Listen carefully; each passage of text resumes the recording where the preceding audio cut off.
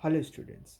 आज हम 11th class की एक बहुत इंपॉर्टेंट पोएम फादर टू सन के बारे में डिस्कस करेंगे, जिसकी पोएट्स हैं एलिजाबेथ टेनिंग्स, जिन्होंने पोएम में फादर और सन के रिलेशनशिप के बारे में बताया है, एक जनरेशन गैप के बारे में बताया है कि क्यों पेरेंट्स अपने बच्चों को समझ नहीं पाते, क्यों बच्चे अपने पेरेंट्स को नहीं समझ पाते, और दोनों के बीच में जो डिफरेंसेस हैं वो उनके रिलेशनशिप को कैसे वीक कर रहे हैं।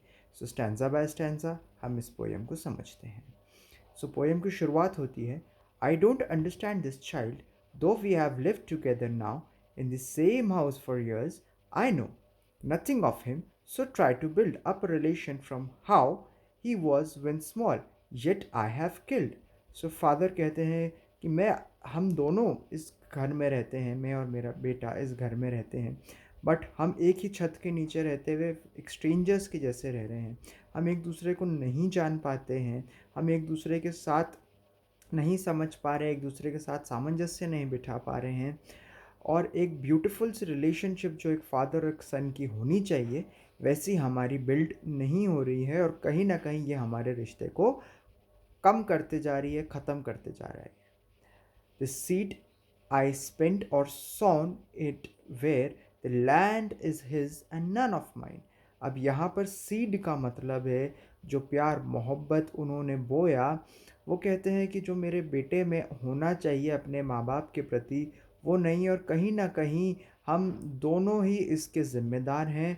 ऑल्दो हम एक ही लैंड एक ही घर में रह रहे हैं, फिर भी हम स्ट्रेंजर्स हैं, एक दूसरे से बात नहीं कर पाते। एक रिलेशनशिप गैप हमारे बीच में आ गया है, जनरेशन गैप हमारे बीच में आ गया है, और हम दोनों एक दूसरे से स्ट्रेंजर्स की तरह बर्ताव करते हैं, जहाँ पर हम दोनों के बीच में कोई अंडरस्टैंडिंग नहीं है। जैसे थर्ड और फोर्थ लाइन में सेकेंड स्टैंजा की पोएटिस लिख रही हैं, we speak like strangers, there is no sign or understanding in the air, the child is build to my design, yet he loves I can not share.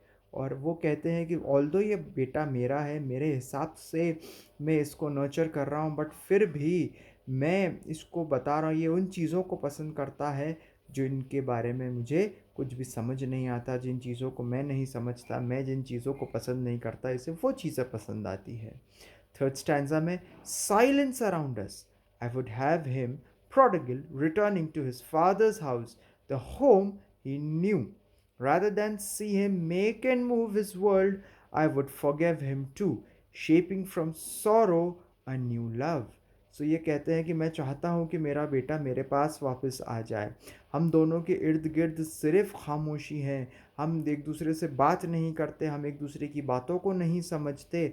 मैं चाहता हूँ कि वो मेरे साथ मेरे पास वापस आ जाए, मुझे समझे, मुझसे बात करे, मेरे साथ समय व्यतीत करे, है ना। जैसे प्रोडिगल सन, भटका हुआ बेटा अपने पिता के घर वापस आ गया था, वैसे ही वो मैं चाहता हूँ कि वो आ जाए, हम दोनों का रिलेशनशिप सुधर जाए, है ना। और वो इस दुनिया में आगे बढ़ तो रहा है, अपनी एक नई दुनिया बसा रहा है, but at the cost of leaving me and my family behind, है। Father and son, we both must have lived on the same globe and the same land.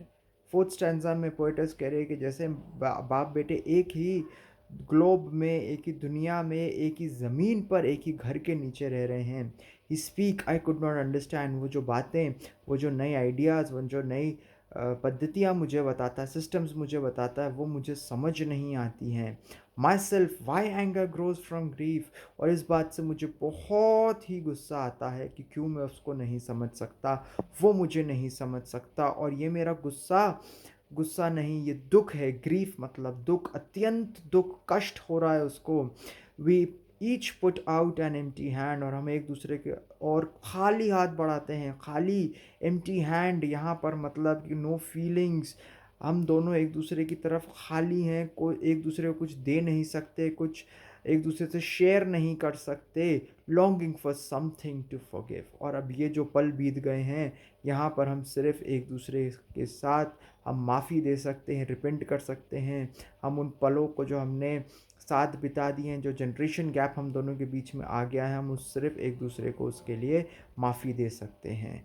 तो ये थी poem the father to son. I hope आपको समझ में आई हो। Thank you.